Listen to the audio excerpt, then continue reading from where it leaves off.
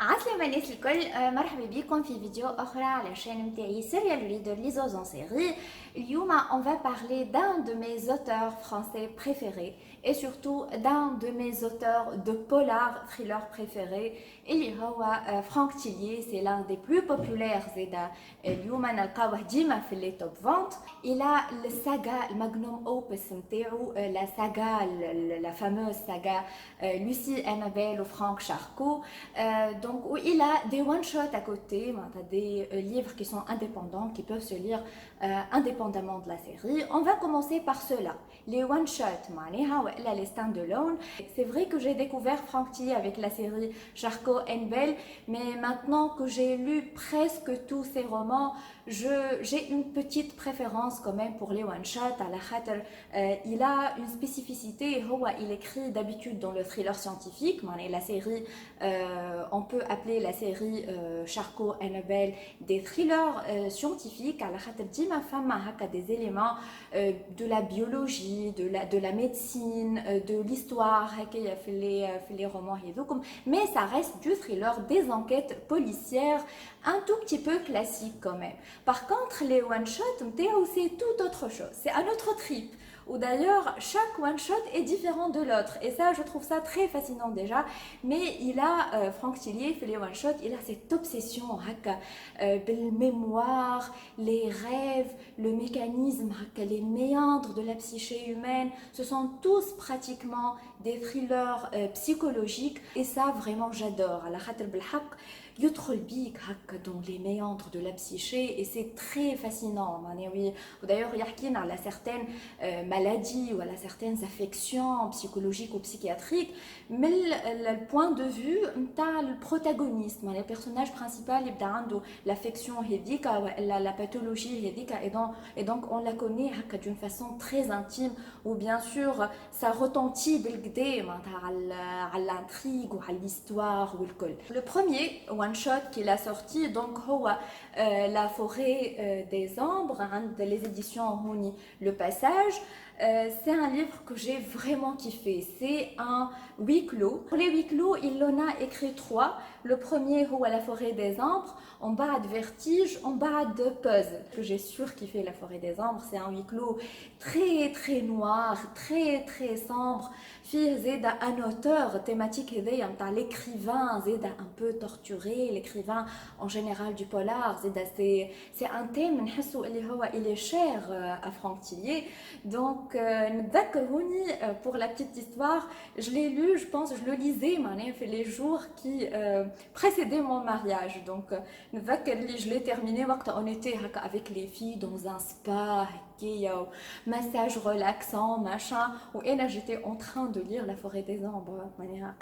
C'est girly ou romantique ou quoi. Je l'ai kiffé. Surtout, vous aimez un peu les huis clos. Et là, franchement, c'est pas mon genre préféré, mais il faut dire que Franck Tillier m'a réconcilié avec les huis clos, surtout avec Vertige. Vertige, c'est un huis clos, mais diabolique, D'ailleurs, je l'ai lu que récemment.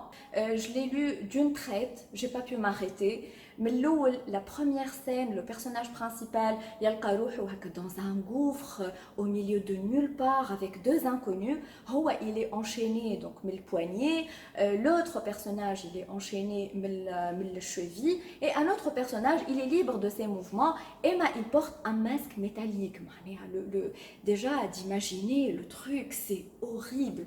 On bas il y a des messages qui fait qui est le cerveau machiavélique derrière tout ça les relations entre ces différents personnages. Donc c'était haletant, c'était magnifique. Vertige, mais il est très underrated. Je vois pas beaucoup de chroniques ou de reviews à la Vertige. Pourtant, il mériterait d'être lu, vraiment. J'ai l'impression que Puzzle il est beaucoup plus connu, mais je vous assure, si vous avez aimé Puzzle, c'est le huis clos qui vient après Vertige, les quatre bombades, vous allez adorer Vertige. Ou merci à Atif parce que c'est lui qui me l'a recommandé, il me l'a recommandé chaudement Zeda. Donc Puzzle c'est un autre trip, c'est un jeu qui s'appelle Paranoia, où nos deux protagonistes principaux, le jeu qui a des règles quand même assez bizarres. Puzzle, il est très intéressant, mais comme j'ai deviné la fin, j'étais pas aussi impressionnée. Par exemple, que Vertige, j'ai pas du tout deviné. Vertige, c'est mon huis clos préféré. Ou peut-être c'est mon huis clos préféré بعد ميزورين تاع ستيفن كينغ معناها ever genre. L'autre genre تاع لي one shot de Franck Tillier هو كيف ما قلت لكم les thrillers psychologiques. هوني باش نلقاو الاول c'est l'anneau de Moebius. L'anneau de Moebius ça part d'un rêve, on parle de rêve prémonitoire, une temporalité incertaine, un peu floue, ça part des fois dans l'onirique, dans le fantastique même. Ou in fine, je ne peux pas vous dire de quoi il s'agit, mais il est tellement bien exploité في الروman, on sent que tout est réaliste et tout peut vraiment arriver. Et c'est ça qui est le plus flippant. L'anneau de Moebius, je l'ai écouté en audiobook mix et on a tous les deux adoré. Le deuxième dans la catégorie thriller psychologique, c'est Fracture comme Vertige. Je l'ai lu très récemment, je pense que je l'ai lu juste avant Vertige. Et Zeda, c'était une claque, mais mon Dieu, c'est une bombe, Fracture. Je comprends pas pourquoi les gens n'en parlent pas assez. C'est une bombe. J'ai toujours pensé, mon one-shot préféré chez Franck Tillier, c'est la duologie, le manuscrit inachevé, il était 2 fois. On viendra là-dessus, mais Tawa, je pense que mon one-shot préféré, c'est vraiment Fracture. Il est tellement bien fait, ou la maladie psychiatrique qu'il traite, mais là on a la protagoniste qui est amnésique, elle a des amnésies un peu bizarres, où elle est en train d'être explorée, fait des explorations, son psychiatre, ou elle colle des imageries, ou elle colle, à un moment donné, il lui montre une photo où elle fuit, une salle d'examen, on ne comprend pas pourquoi. Ou femme dit l'histoire avec son paternel, avec une première scène de Liban qui est très très très percutante. Elle a résonné en moi déjà l'actualité, le Liban ou le collectif, ça a résonné en moi, ça m'a ému à l'autre. Ou bien sûr les répercussions la génération d'après. C'est un livre qui parle de traumatisme, c'est un livre qui parle de rapports familiaux toxiques, de familles dysfonctionnelles. C'est kiff, il explore la mémoire ou les méandres du cerveau, ou la nature humaine en général, ou la guerre, ou le stress post-traumatique, ou bacha hajet.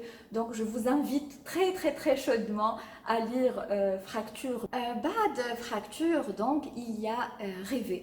Rêver, Zeda, il est assez spécial.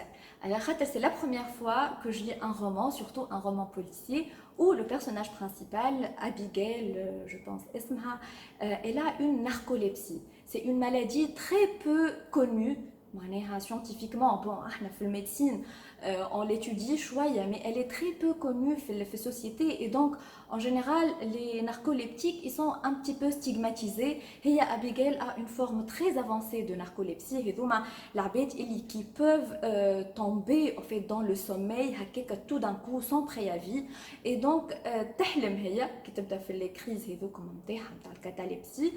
Ou donc on peut plus distinguer كيف شنو le rêve, شنو la réalité. وتلقى روحها bien sûr comme خدمتها معناها تلقى روحها elle est impliquée dans une disparition, على un meurtre, على فما des fils qui se tissent. C'est un puzzle très très bien fait.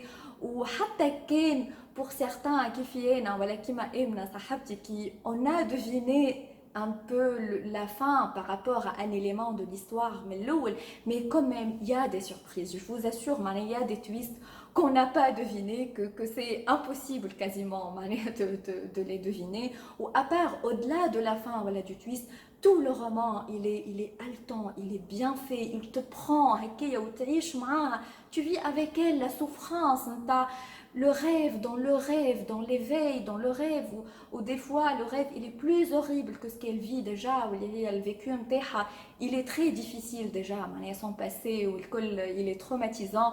Donc voilà, thématique اللي ديما نلقاوها le protagoniste, le héros qui porte un trauma, qui a un passé très lourd, ou qui fiche, il s'en sort. Dima femme a des histoires, des petites histoires de survie, et donc des petits messages d'espoir, malgré la noirceur, ou malgré tout ce qu'ils vivent, quoi. Après, donc, vient le manuscrit inachevé, où il y a la très jolie édition collector, et les rajoute un fleuve noir, le manuscrit inachevé, je vous en ai déjà parlé, Fibeli, il était parmi mes meilleures lectures de 2019. Elle est complètement barge, l'hkaïa, c'est un roman complètement fou. C'est un roman énigme. Tu essaies de deviner, les premières pages, tu sens le piège, mais tu comprends pas. Oui. En fait, déjà, le prologue il fait partie du roman. Le prologue, يحكي لنا واحد باش يحكي اللي هو بوه كتب الكتاب يلقى le manuscrit avec les feuilles والكل. Sauf que c'est un manuscrit inachevé على خاطر ناقصو la fin. Et donc هو ou l'éditrice ils vont traficoter une fin à partir des indices اللي هما موجودين في الكتاب. On va bien sûr la fameuse première phrase Lula. اللي هو تفهم déjà que tu es pris dans un truc pas net. Déjà في البريفاس هذيا la première phrase تقول juste un mot en avant, deux points, un xyphophore. Tu comprends déjà que tu pars dans un trip complètement... tu le comprends, tu le sens.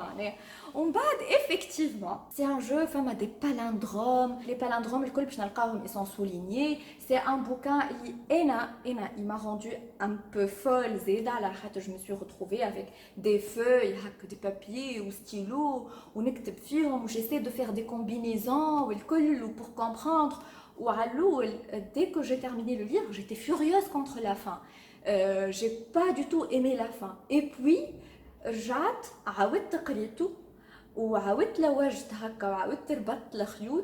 j'ai trouvé le message enfin et c'était un coup de génie. Je sais que plusieurs d'entre vous ou plusieurs lecteurs ne cherchent pas ça dans un roman, ils aiment pas ça, ils veulent que l'auteur il me raconte une histoire. Là c'est vraiment plus que ça, il y a le côté énigme et il y a certains qui sont restés quand même un peu hermétiques à ce côté là et là j'ai complètement adhéré et j'ai adoré. Je vous invite à lire le manuscrit inachevé.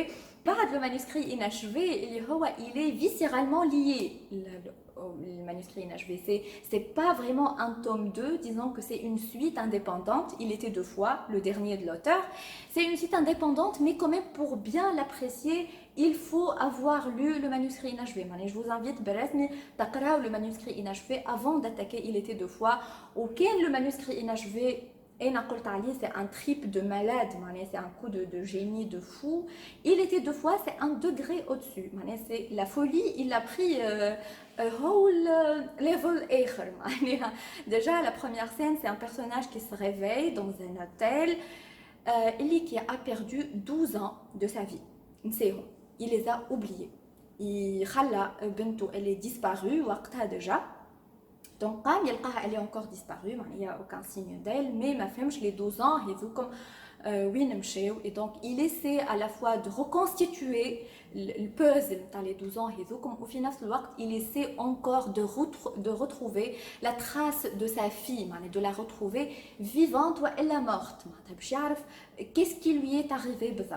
Donc voilà, vous imaginez un peu l'enfer qu'il vit, هو مسكين معناها dans sa tête وكل ويلقى sa vie elle est complètement fracassée où il comprend même pas معناها ce qui s'est passé ويلقى روحه في une autre époque où les smartphones والفازات وهو مش فاهم حتى شيء il a dû معناها حتى les deuils اللي عملهم il les a revécus معناتها خاطر مرة أخرى il a appris la mort de certains de ses proches والكل et c'est vraiment galère معناها le pauvre فما les personnages de Franck Tillier بالرسمي يسخفوا مساكن. Pour la saga Charcot Annabelle, bien sûr je vais pas vous raconter l'histoire voilà de chaque livre وحده. Les premiers, mais sachez que pour commencer cette saga il vaut mieux commencer par les premiers ou y aller chronologiquement. Quoique les enquêtes, elles sont complètement indépendantes. Mais ce que vous perdez, c'est la vie personnelle de Charcot, de Lucie Hennebelle. Quand même, il leur arrive des trucs assez durs ou assez costauds. Il ne leur fait pas de cadeaux. Donc, les premiers saga, les deux premiers firent Charcot tout seul, ils ont Train d'enfer pour Ange Rouge ou Badou Deuil de Miel, petite en parole de chronologique, et les firent Charcot tout seul. Ou en parallèle Charcot في Paris, ou في Nord, Lucie Hennebelle في La Chambre des Morts, ou La Mémoire fantôme, les deux romans هذوما نلقاو Lucie qui opère toute seule. On parle de la trilogie, donc أول tome في la trilogie. هذا هو syndrome E. في syndrome E بتصير la rencontre entre Lucie Hennebelle ou Franck Charcot. On va enchaîner avec Gattaca et Atomka. Je نقول لكم mon préféré في التريلوجي هذيا هو Atomka. C'est le troisième tome تاع التريلوجي هذه اللي هي فيها فما un lien thématique en fait mais بيناتهم هما ثلاثه. ما نجمش نقول لكم شنو خاطر je pense que ça fait partie هكا de la surprise والكل mais sachez que فما ما بيناتهم un lien حتى كان من الاول ما كنت باش تفيقوا بيه mais après à chaque fin surtout d'épisode disons باش تفهموا شنو هكا le petit lien اللي هو ما بيناتهم. من بعد فما Angor et Pandemia كيف ما قلت لكم les thrillers Charcot Hennebelle كلهم des thrillers scientifiques. On va explorer مثلا في syndrome E في Gattaca فما un côté génétique ou biologique ou ADN ou des molécules d'ADN. Atomka c'est plutôt l'atome كما يقول اسمه.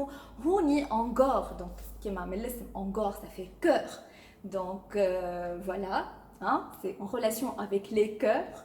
وبعد Pandemia c'est une pandémie guess what une pandémie, un virus pas sympa du tout. Donc ça peut vous rappeler quelque chose dans le contexte actuel. J'ai adoré Pandemia, peut-être dans la khater, j'ai un faible pour les histoires les films des virus ou des shoot me Après donc il y a Charcot, je l'ai lu il y a seulement quelques mois. Je les ai pratiquement enchaînés. J'ai pas pu m'arrêter, mais Charcot, j'ai fait une pause. En bas, j'ai lu Charcot pour tout vous dire. J'avais peur, les Charcot, il va y passer parce que ça s'appelait Charcot, tout bêtement. En bas, même bas, Lucas, j'étais un petit peu rassurée et donc je l'ai attaqué. Je l'ai pas regretté, c'était vraiment bon. Charcot, c'est un truc plutôt avec le sang. On va parler de sang. De peut-être maladie, sang, machin, vampire, des trucs hackés, sympathiques. Le dernier, donc, il est Lucas, ou le seul qu'il y ait, je pense que j'ai pas encore lu. Donc, mais je pense que ça parle plutôt dark web,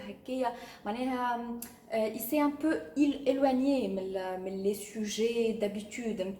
Donc, dark web c'est un sujet d'actualité. Je sais pas, cette thématique, je sais pas comment Franck Tillier l'a adopté, mais j'en doute pas de la qualité. Il y a quand même très peu ou pas de mauvais Tillier, au moins pour moi. C'était tout pour aujourd'hui. Inch'Allah, je vous ai un petit peu aidé dans le choix. Comme on a dit, si vous la saga Charcot Hennebelle, vaut mieux تبداو par ordre chronologique. Vous pouvez معناها راهو تبداو مثلا بسندروم او خاطر après tout هذاك le premier اللي هما فيه هما tous les deux مع بعضهم mais pour avoir هكا la totalité des informations على Lucie وعلى Charcot vaut mieux تبداو par ordre chronologique معناها soit chambre des morts mémoire fantôme soit train d'enfer pour ange rouge ou deuil de miel ou vous enchaînez من بعد les one shot donc on les a abordés en long et en large كيف ما تبداوش بلو مانuscrit. Je vais commencer pas avec ça خاطر بالحق c'est un trip هكا و c'est un petit peu compliqué وكل شيء. Commencez avec quand vous aimez les huis clos, commencez avec vertige. Sinon تصور fracture ou rêver ça fera la fête معناها. Dites-moi si vous lisez du Franck Tillier, dites-moi quel est votre préféré. Dites-moi si vous êtes d'accord avec moi ou je vous retrouve Inch'Allah dans une nouvelle vidéo très bientôt, hein, on croise les doigts ou ciao ciao ciao.